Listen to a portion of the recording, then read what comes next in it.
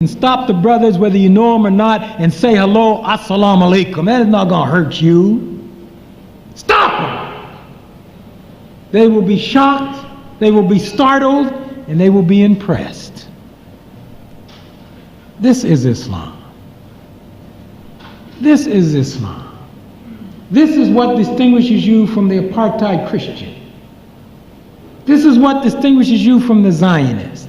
Not your words, not the ceremony. It is your human relationship with your brother. That's the test of a Muslim. I'm going to stop, but I am not finished. Thank you very much for your time, and I look forward to the question and answer period. Ask anything you want. Don't hold back trying to protect me. Say, I would like to ask him, but I don't think it's appropriate for the occasion. I'm here for honesty and frankness. Anything you want. If I can't answer it, I'll tell you. I will try my best. That is why I'm here. Honestly, we are here to build a nation together, hand in hand, inshallah. Thank you very much. Allah Islam.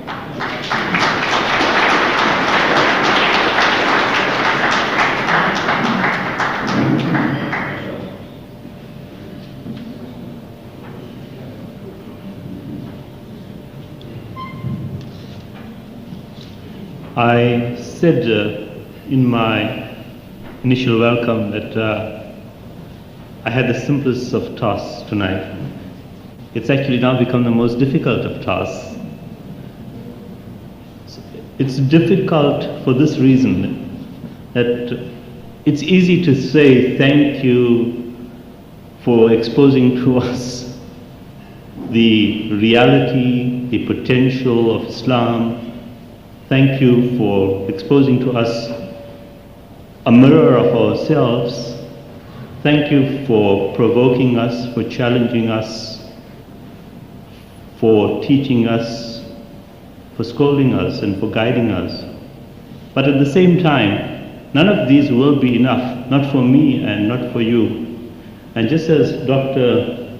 Al-Mansour has been hard in that sense, but hard not just in a sense of hard for the sake of being hard, but hard to drive home a hard point and a hard reality. I also would like to be that hard and to say that it really is up to you now and up to me. If we want to be able to say to him eventually one day thank you, it's what we will do with his words after listening to them this evening. Jazakallah. We will now break for supper, and after that we will continue. Bismillahir Rahmanir Rahim. Nahmadu wa nusalli ala Rasulil Kareem. Amma ba'd. After this sumptuous meal, we've all had there's a catastrophe. We have all had infused into us mental energy. We've been reinvigorated. We, I think, can think again from a deeper standpoint. We've been trained to analyze issues, to crystallize issues, to see the wood from the trees, to look at what is important, and then to set that, to look at that critically, and then question that if need be. We've reached that stage now. All of us have heard this brilliant and analytical lecture, deep perspectives, but the time has now come to crystallize the issues, to probe, to question, and hopefully this will lead us further. So I want all of us here to make a contribution and to put your questions, please. I invite questions from the floor.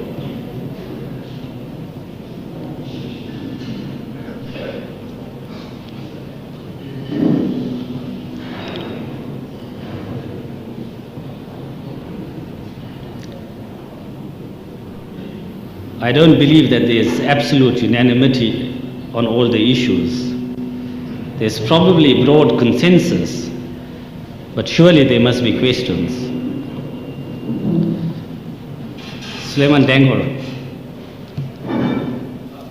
The question may not be directly relevant to us, but since you have been speaking about the new order, and you said something about China and Africa. Very recently, President Bush has been repeatedly speaking about the new order, and many of our newspapers we've been reading about Global 2000 and the new economic order. Can you please explain? Thank you very much. I think this is a very good question. I have to admonish you that when Mr. Bush talks about the New World Order, he does not have exactly in mind what you probably expect from the New World Order in South Africa or in the world of Islam. Let me tell you a rather dramatic and perhaps even a frightening fact.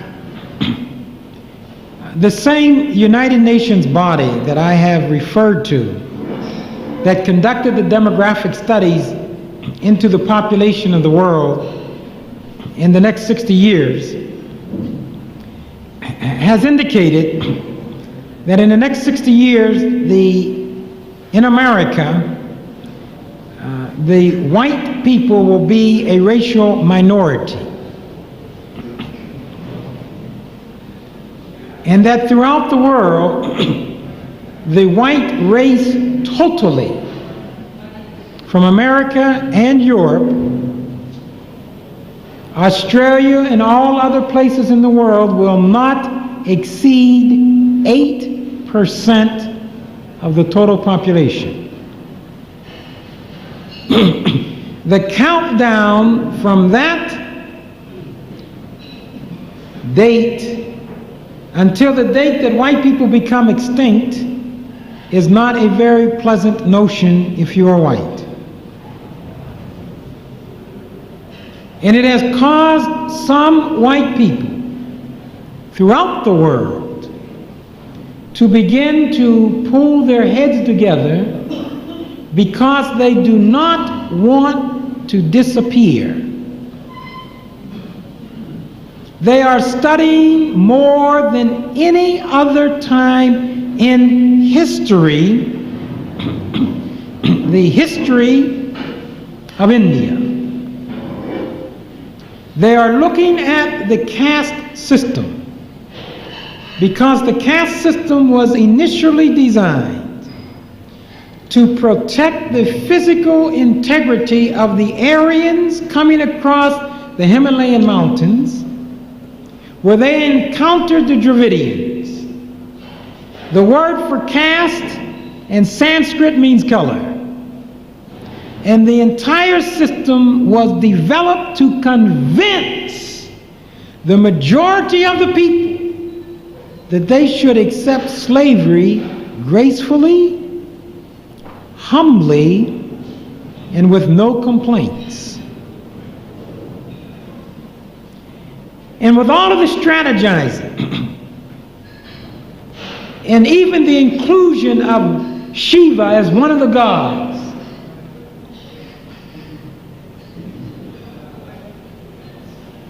it was not completely successful. And if you do not believe me, look at the Brahmin class and see if they are pure Aryans. The numbers ratio is too small, but it was an effort. I would like to call your attention to a series of letters written by the former Chairman President of Russia, Mr. Brezhnev, to the then President of the United States, Mr. Nixon. And Mr. Brezhnev sent confidential letters. He said, Mr. President, we are being exploited by the third world over the Cold War issue. We are fighting each other, and we won the Second World War. And those who lost the war, namely the Japanese and the Germans, are rising to the top. If we can just develop enough trust between each other to dissolve the Cold War, invade China, we don't need the permission of anyone in the world. The world opinion is irrelevant. We will do what we want to do. This is Brezhnev. And the final statement is, after all, we are both white. After all, we are both white. Now, what Nixon could not afford to do, because at the time the letters were written, the Americans' economy was fairly strong, and Russia's economy was not too bad. Nixon could not convince America, after so many years of criticizing Russia, that they should now be trusted. But during the days of Ronald Reagan, when the American economy started to decline, it was easier to digest the message. It is now a practical matter of survival. It's not a luxury. It's whether we want to survive or we do not want to survive. Economically. If we're going to fight the Japanese and the Germans, it must be economics. So now you see the disillusionment of the Cold War. Russia, you will not recognize it. America is in a state of decline and will continue to decline. Junk bonds everywhere, worthless. Even they had the audacity to call them junk. They were so arrogant. This was a junk bond, buy it. And through promotion, the junk bond, the savings and loans. I don't want to go into all the details, but just let me tell you the scheme behind it. When Milken stumbled on the idea of the junk bonds, he knew that he could not get people to buy the junk bond as junk. He needed someone to guarantee it, someone whose credentials were impeccable. So the savings and loans that were insured by the government became the target. So by taking the money of the depositors to buy the junk bonds, the depositors could always claim from the government, "Give me my money back." That's how billions of dollars people were buying. For instance, Nabisco was taken over, a company valued at $21 billion. Do you know how much money, cash money, was put in to take over 21 billion? The total amount of cash, 13 million. That's junk. This gave the Jewish community in America an opportunity they never had. The Jews were never able to control the Fortune 500 manufacturing sector of America. The Gentiles said, "This is ours. Let the Jews have banking, let them have the movies, let them have the entertainment, but we will keep the major assets of production." But through leveraging junk, I'm not anti-Semitic. Who was Milken? Jew. Who was O.P.E.C? Jew. Who was Levin? Jew. Count the number of people involved in the junk bonds and those who were convicted. Now this is a fact. Now people will say this, you shouldn't mention it. They'll say you're anti-Semitic. If black people commit crimes, I say, look what the blacks did. I'm simply being consistent.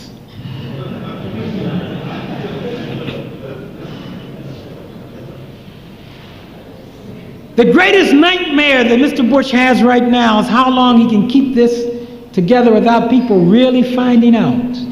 If you could see some of the inside information that I have seen, you would be frightened.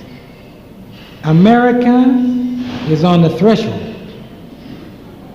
Watch it for the next 8 years. Just watch the indicators. That's why the Japanese are pulling back. The United States sent soldiers to Saudi Arabia, and then they sent the Secretary of the Treasury and the Secretary of State,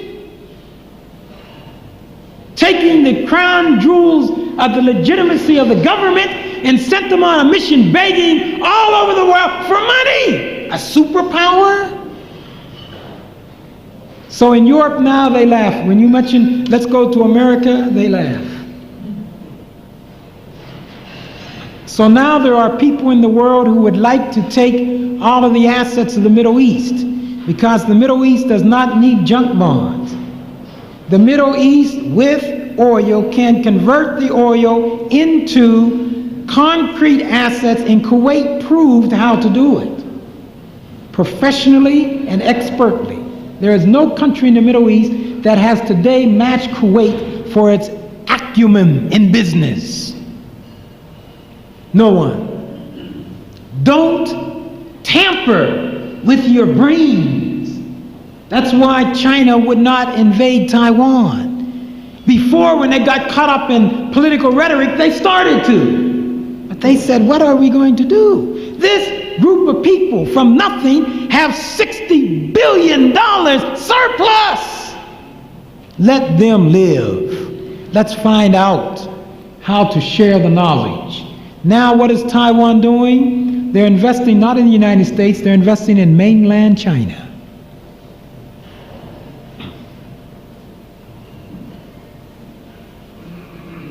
We must respect achievement and use it to bring a learning curve into our group. The New World Order that Mr. Bush is talking about is to simply survive. Europe is going to be ruled by the Germanics and the Slavs. That will be Europe. The Russians will provide the nuclear protection for Europe, and the Germans will provide the technology transfer, the expertise, the drive, the initiative, and the capital. Germany's paying Russia now $1 billion a year. Unification is not a secret. It was paid for. Gorbachev at first said, no way. We will never countenance the reunification of this menace. So the Germans start putting money. What do you mean? What about this? What about this? Gorbachev said, you know, this gentleman Kohl is not so bad.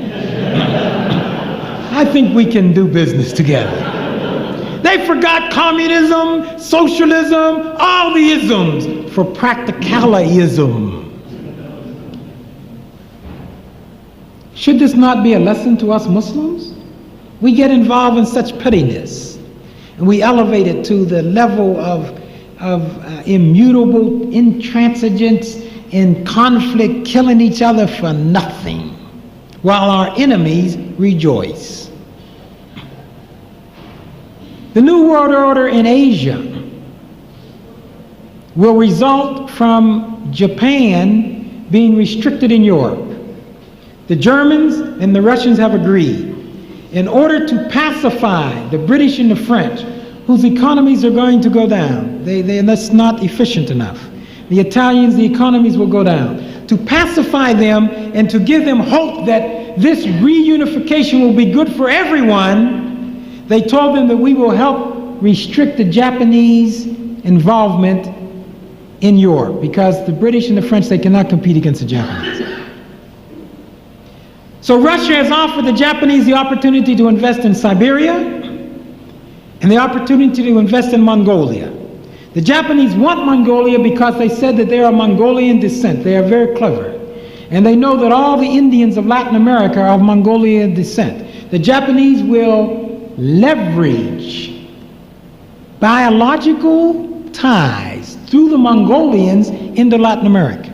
Have you read about Mr. Alfredo Fujimura, who became the first Japanese Peruvian to become president of the country? As soon as he was elected, he went to Japan. And the Japanese said, my son, we will take care of you. There are 1 million Japanese in Brazil. The Japanese go to their brothers there and they say, all right, let us work together. Don't tell anyone, but quietly let us move. We don't do that. Our people don't want a Muslim lawyer. We want the best. We have a serious problem. If we have a traffic ticket, well, we'll go to the Muslims. Why? Because we've been brainwashed. And until we rediscover our history, we will always be brainwashed. Always. So you will suffer. I'm saying you have a selfish personal interest in seeing the liberation occur. Selfishly, you will grow. You will benefit for the new surge of pride. You will benefit from the new world order. There are certain people in South Africa who want to talk to me who are white. Why? Because correctly or incorrectly, they think that I may be a key to large funding from the Middle East. This is it. And some people in the Middle East have told them, this is the gentleman that we are going to rely on for the recommendation. So they're saying, please can we meet? The last time I was here, I shouldn't really tell you, you're going to tell everyone and they're going to get mad, but I'll tell you anyway. Some of the central bank said confidentially, let's sit and talk. And we don't need the others because we know that you're a businessman and you're very intelligent and you have so many credentials. Let's see what we can do to bring the Middle Eastern capital into South Africa. And I said, well, what about the Muslim community in South Africa? They would have more credibility than I. I am here as a stranger. They are here every day. If they collectively say to me, go ask the Middle East, it would give me more credibility. So I must talk to my brothers here to find out, is this the time? Is this the place? Is this the location? They started to clear their throats. They said, well, why do that? Why don't we thought that you could just by yourself? I said, no, I don't have that power. How could I, one person? This is not realistic. Right, I'm saying that this is the new world order. If we're plugged in, but we must be professional. I can't tell the Middle East, yes, the Muslim community is ready when we're not ready. Because they will lose money and then they will stop. And it will hurt us all. We must be the best. I don't want to be average. I don't want to be above average. I want to be the best. I don't want anyone to give it to me. I want to earn it. If it means staying up extra hours, let's stay up. We did this during school. We stay up for exams. We study. Why not now? That was preparation. How much more today to prove to the Middle East not to go begging every day, please help us. I'm a Muslim lawyer. I'm a Muslim businessman. I know you've come and you've helped the white people. You put money in the white banks. Why don't you show us? We show what we can do. And then you don't have to ask anyone. They will come to you, begging you to utilize your skills to do for them what you did for yourself. That's the new world order. As white people see that they are going to become extinct, it's a frightening thing. After all of the years of Hitler and Nietzsche and studying the caste system, to come to the reality that I am actually going to disappear from this planet. The whites are the youngest on the planet. They're the youngest. They cannot trace their history back further than 6,000 years. We are talking about African people. We're talking about thousands and thousands and thousands and hundreds of thousands of years. The Stone Age artifacts were found in Zaire to be dated 2 million years ago. They are relatively young. They haven't been here very long. And for them to leave so abruptly is not at all flattering. So to extend their stay as long as possible. It's like a person with cancer.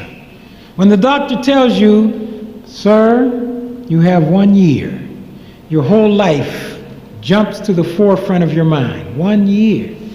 Let me hug my kid. Let me hug my wife. All of those things that I neglected in the past, let me make up. 1 year. It's a sobering thought. And they have decided that the only way to buy more time is to adopt the practice of the caste system. They must convince you that you want to be ruled by them. No more guns. Guns are obsolete. Bombs are obsolete. It's the battle of the mind. They must enter your mind through any myth, through any story, through any distortion, through any misinformation, and convince you that they are fit to rule and you are not. They must divide us. Asians against Africans, against Japanese. And in that context, the Russians told the Japanese, you can invest. And the Japanese said, well, if you're going to freeze us, we want you to push India into the Asian bloc. Right now, India is dependent on Russia, the currency, the trade, everything. And they would like to free that relationship because I see Russia going down to hook up with the West. The West will never have India. There may be some things where India has a competitive advantage, but generally, you think that the West is going to let India dump products into Europe? Forget it. So Japan said, push India into the Asian bloc. What does that mean? That it means that Asia has somewhere around 4 or 5 billion people. And Japan starts to smile. They say, all right, you people in Europe, do the best you can. Just leave me alone in Asia. So China will provide the nuclear military protection so that no one gets fancy ideas. And Japan will provide the technology transfer, the capital, the robotics, and China will be producing goods cheaper than anyone can match in the world. It's a new world order, and already the Japanese are orchestrating. They're devising certain products to be made in Malaysia, certain products to be made in Indonesia, so they don't compete against each other, so that the Asian is one big family. We have to be modern. That's what we must do in Africa. Get this problem in South Africa settled so we can move on to bigger things. The television will be your enemy. What I call psychological existential hedonism. These programs will hit you more powerfully than a nuclear bomb. They're going to divide your families. They're going to corrupt your children. They're going to create dissensions and tensions in a manner and in a degree that you have never expected in your life. We went through it. You will have drug problems. You will have alcohol problems. You will have nicotine problems. Everyone making excuses. Well, nothing wrong with cigarettes. Go to the mosque and smoke a cigarette. You're not going to do it, so why are you going to do it outside the mosque? You will be programmed to buy products that have no relevance to economic development. Why the Japanese save 20% of every dime they make. So the banks are flush with cash. So that they can support an economic development, and we are begging. Because all of our money went on the fancy tennis shoes. This is the black American. We have passing through our hands in America $200 billion a year. Black Americans. 200 billion, and we're at the bottom of the heap with nothing. Do you realize that 50% of every black female who graduates from college in the United States is on the poverty line? 50%. Defined as having 4 persons with an income of $12,000 or less. And over 25% of the black males. Why? Because of racism? No. Because the courses they majored in. If you major in education and psychology and sociology and black studies, where are you going to work? You must major in business and accounting and computers. The Asians are not unemployed. The Chinese American is not unemployed. The Japanese American is not unemployed. And the black should not be unemployed. But the black leadership has been the most degrading in history. And if we are not careful, we will be the same. You can't tell your sons and daughters, just major in what you like, whatever way you feel. We want to recognize the individuality, the personality. This is crazy. You have to explain to your children where the demands are, what the trends are. But if you don't know yourself, how can you tell them? You must read. You must read to understand the world. While you are reading, you are able to develop a protection for your children so that you can resist the brainwashing. The media is coming to take your mind. Your biggest protection is reading and Ramadan. Reading and Ramadan. Because during Ramadan, you don't eat. From sun up to sundown. And your body starts saying, we want food. And it gets louder and louder and louder.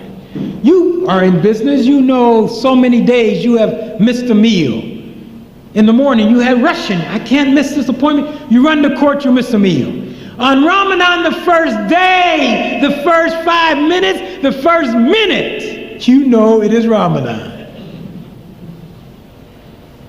Because your body, Shaitan is saying, you don't have to do it. That's old-fashioned, that's antiquated, that's for silly people.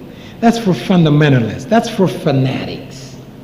And besides, if you're sick, you don't have to observe Ramadan. So you start feeling the pain. It's the emotions trying to trap you. But as your mind says, Allah, I have promised you, and if I can't keep my word to you, who can I keep it? Then your strength starts to develop. And your emotions become controlled, and your mind and your spiritual component become stronger and stronger.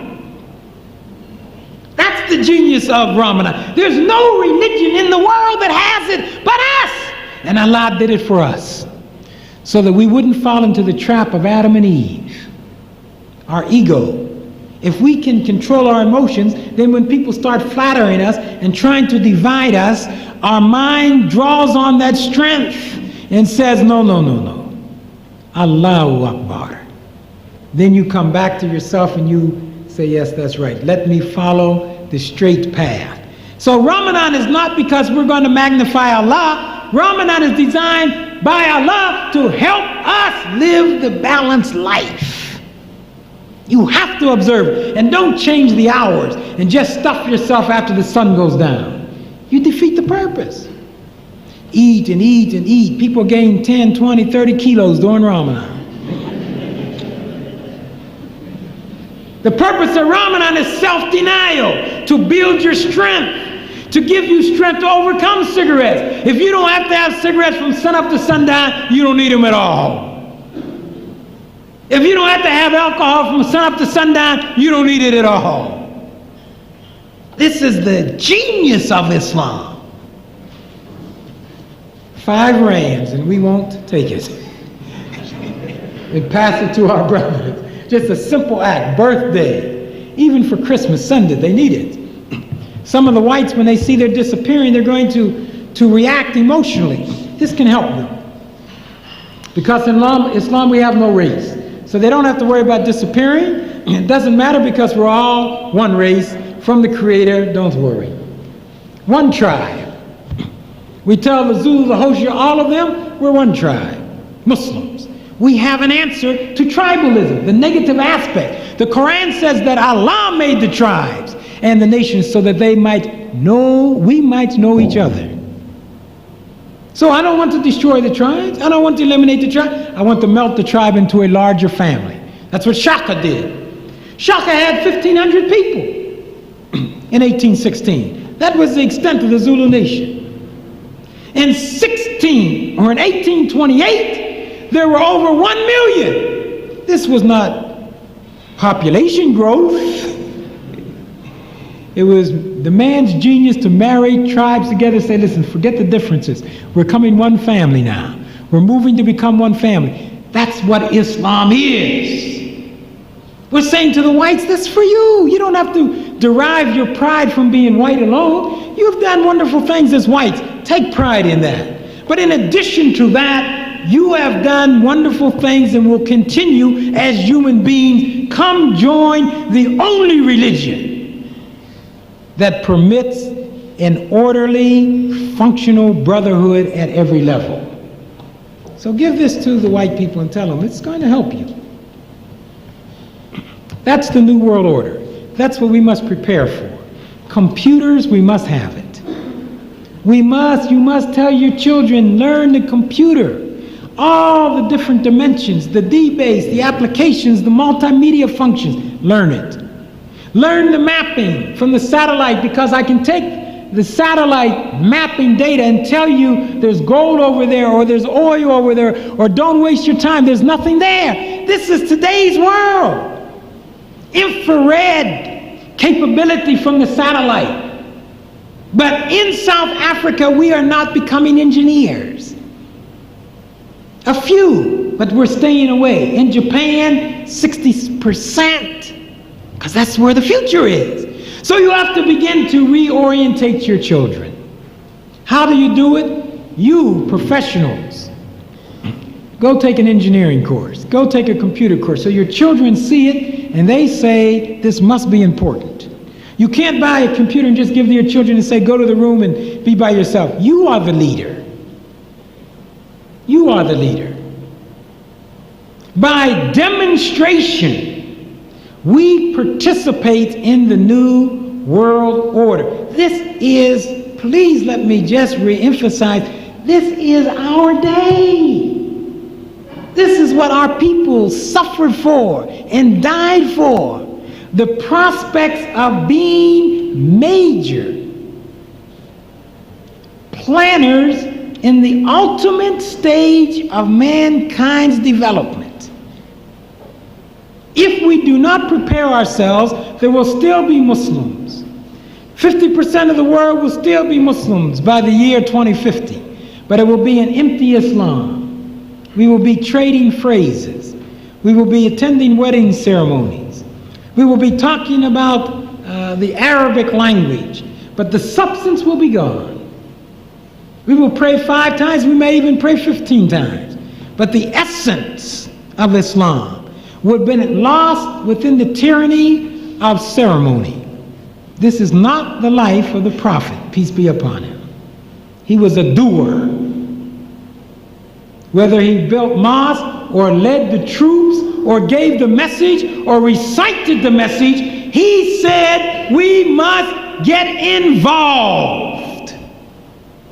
Each one of us. That is the challenge of the New World Order for South Africa, for Africa, and the entire world. It is ours for the asking, but we must pay the price. Sacrifice, discipline, efficiency. Don't be late all the time. Don't say, well, I did my best. No excuses. Program your life. Adhere to the program. Respect your word and your commitment. And let us have another question. Yes, sir. Yes, sir. Brother Qasim. Alaykum salam.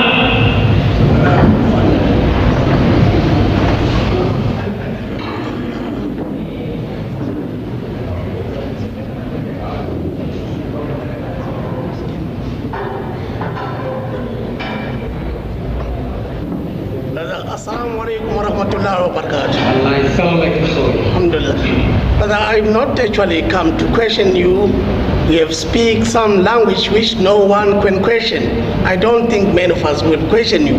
But actually what I've come to do here is to agree and approve your stand. Say that you have brought us a message which we need, which we've been waiting for. I suggest that, brother, before you go back, you must arrange the program for us. With you, we move to the location, to the homeland, as we have mentioned, because, brother, I say this because when you move, when you go here, no one is going to do it. We didn't do it because we didn't have the knowledge of doing it. Know-how is very important, but we didn't have this kind of knowledge or caliber. But although among my brothers we've got a learned personality such as Professor, as on my left hand, both of them, they are here from University of Westville. They were also in port. I remember my Professor Salman, he came in 1974 when we were at Asalam. When he came down here, we were in dark, all of us, Asian and colored and also black, like me. But when he comes, he's give a light, as you see the light, because of his knowledge. But he was limited because government of this country didn't allow him to go to the location. Yeah. The laws was also a problem. Sure. But now I think with you, brother, we will be coming from black, and then Salman and Professor Abu al-Haq, they will be moving from Asian, and then we meet in between. I invite you, not only you, but all the scholars of my community from Nigeria, all over Africa and Europe. Come down, brothers. Well, I have to tell you that we have been thinking since my last visit of something that can be done practically. I am a practical man. I like dreams, but I don't like nightmares. So I prefer visions. But if a vision is not implemented, it becomes empty. So I, by temperament and training, do not like to make promises and then not fulfill them. So I'm not going to make to you, Brother Qassam, a promise tonight, other than to tell you that we are, in our group in America, studying a specific series of economic programs for South Africa. We need input, and many of the brothers here that you see tonight have been helping us crystallize our ideas. I don't want to go to the homeland and announce a lot of things and then find out that I am off base.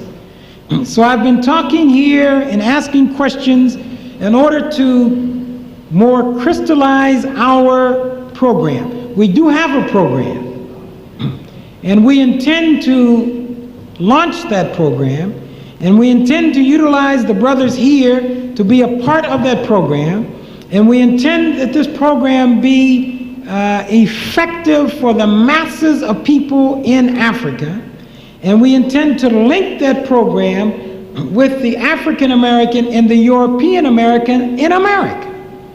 We have in mind an export program that will earn foreign exchange, that will recycle a network. We don't want everyone to know our plans because we don't want them to try to stop us. So we are planning, my brother. We are thinking seriously and carefully. I cannot tell you when we are ready, but I am encouraged that we're getting close. From the statements that I am getting from the Muslim businessmen here, they are telling me that we are on the right track. They are telling me that there's potential for this idea, and they are telling me that it is sound, and they are telling me they want to become involved. So we, at the first instance, must do our homework. We cannot make a mistake. We cannot afford, because the people will never forgive us. We can't tell them that we tried, we were enthusiastic, but after 6 months, we were too busy, the children got sick, one mother died, we had to go. in the minds of the people, my people in Africa, they're going to say this is another one of those liars. They have heard every creative excuse in the world. So they are expecting failure. Even when you say we're going to do this and this and this, they're waiting there, and after you finish, they look at each other and nod. They don't believe it. They've seen too much. I don't want to make promises. I want to go and do it with you so that the people will say, we saw it for ourselves.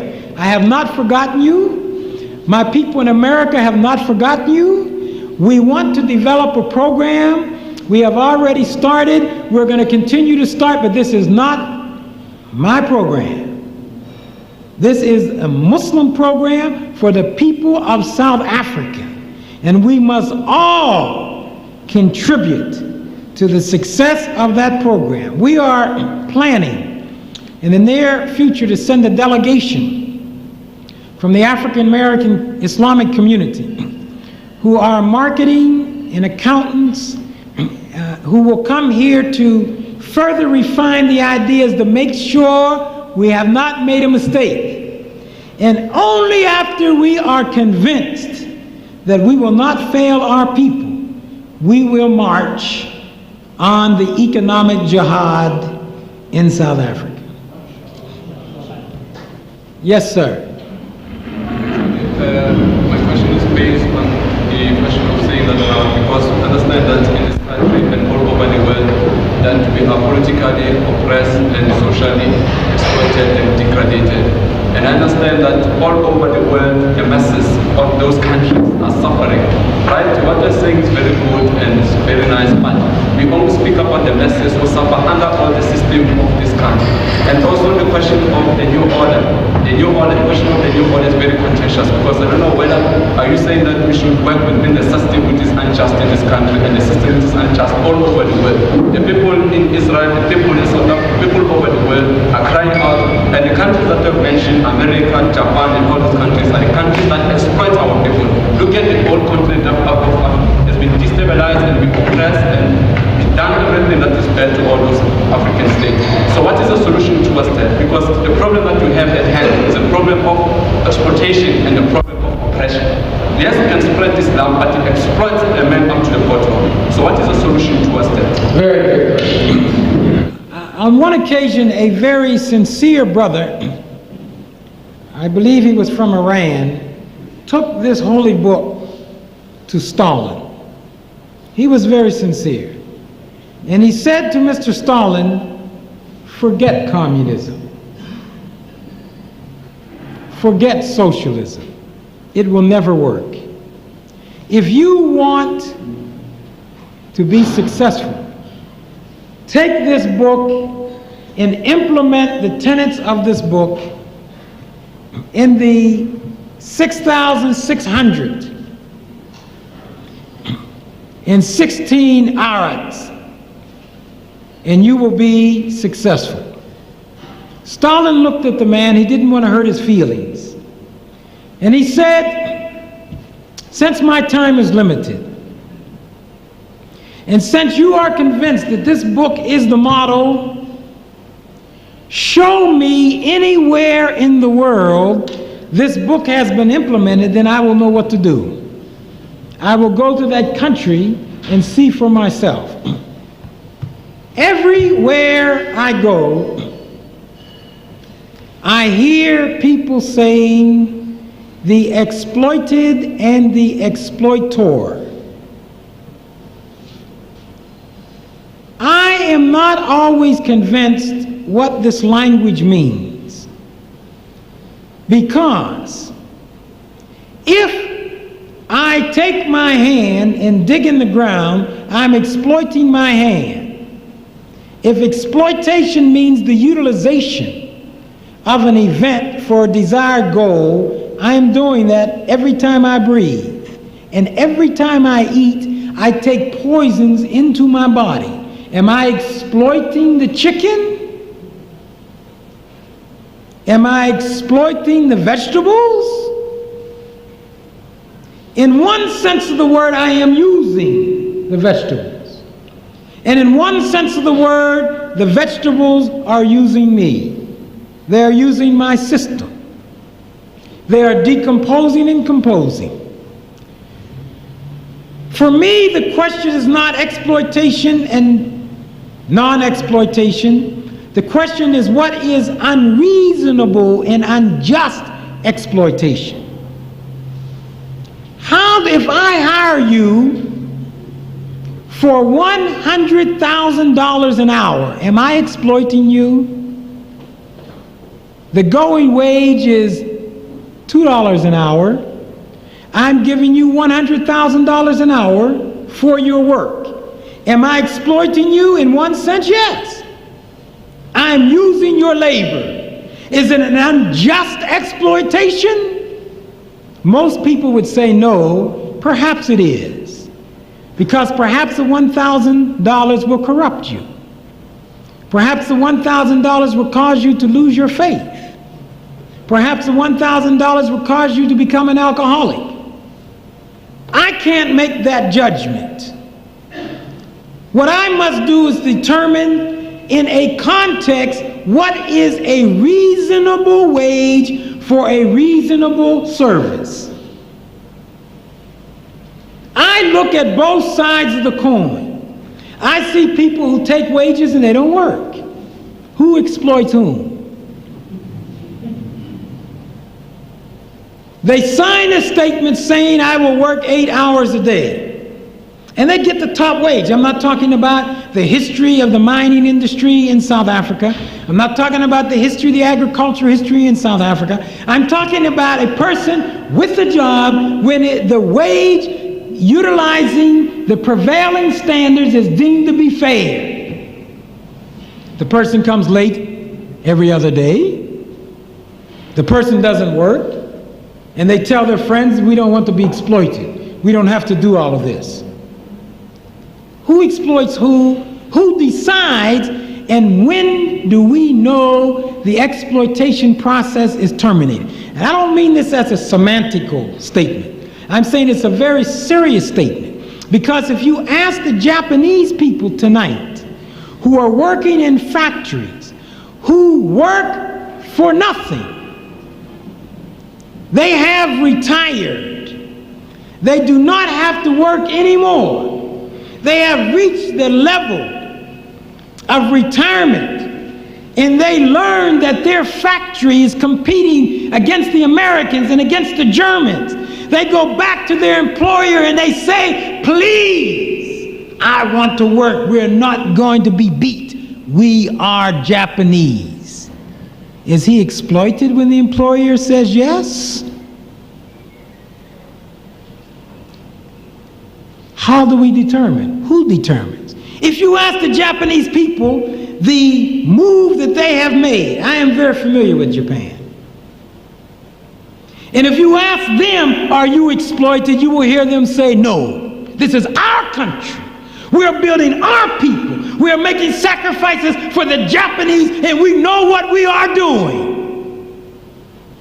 And we may deny ourselves for 1 generation or 2 generations, but we will never again have an atomic bomb dropped upon us. We are Japanese. And that was the power. The Japanese save 20% of every dime they make. Is that exploitation? And they give it to the banks. And they say, banks, we trust you to use this money wisely. That's why the first 12 banks in the entire world are all Japanese. In the top 20 banks in the world, there's not one Arab bank. There's not one Islamic bank. The first 12 are all Japanese. How did they accomplish that? Ask the people. Ask the people if they would like to change that. Some of these people work for almost nothing. But they said, I am committing my trust that my people will not betray me. And ask them now, do you feel betrayed when they have one of the highest standard of living in the world? The Japanese people say no. I'm saying exploitation does take place. But sometimes we use exploitation as an excuse to do nothing. to know what is required. Let me give you an example. I have a very dear, close friend from Ethiopia. The government of Ethiopia took over their family jute business. That's the only way they had to make money. That's all they knew. It's been in the family for several generations. The Ethiopian government took this Muslim business and said, it is ours. These two brothers left the country and went to Italy. And they worked in a furniture factory, getting virtually no wage at all.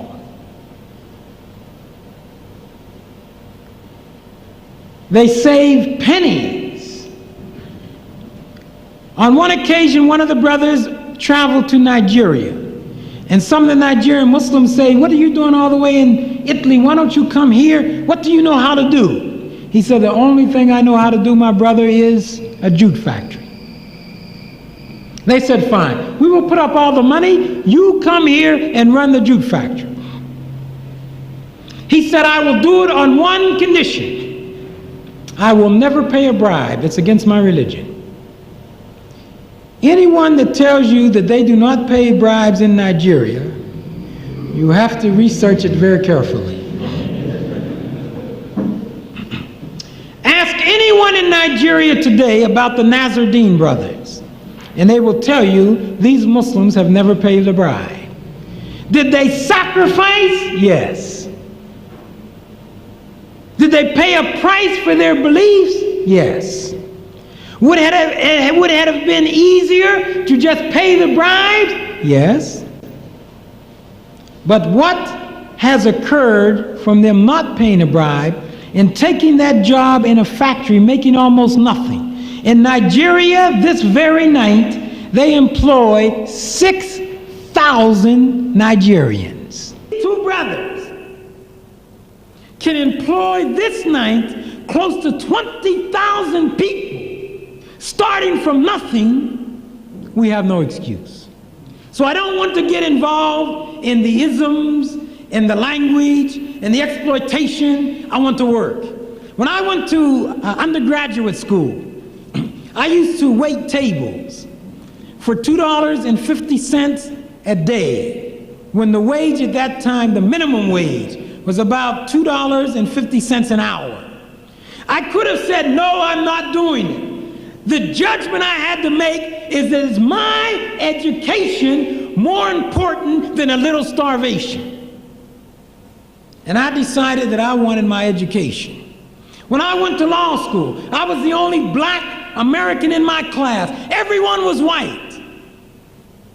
The assistant dean of the college came to me the first week and he told me, you, black man, will never graduate from this college. You're wasting your time.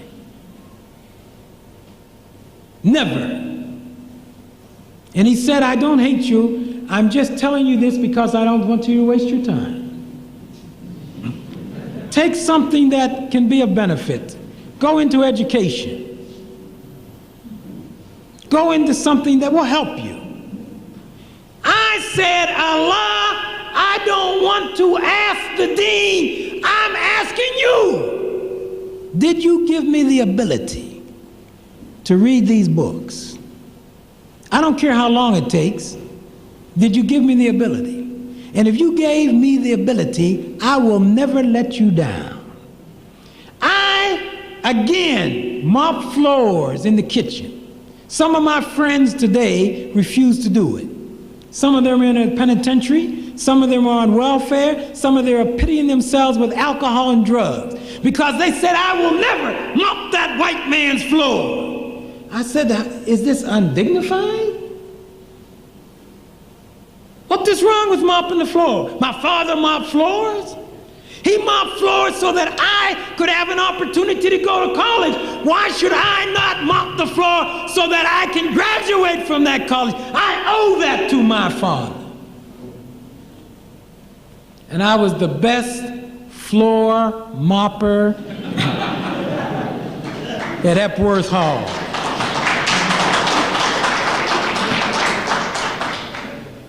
And I graduated.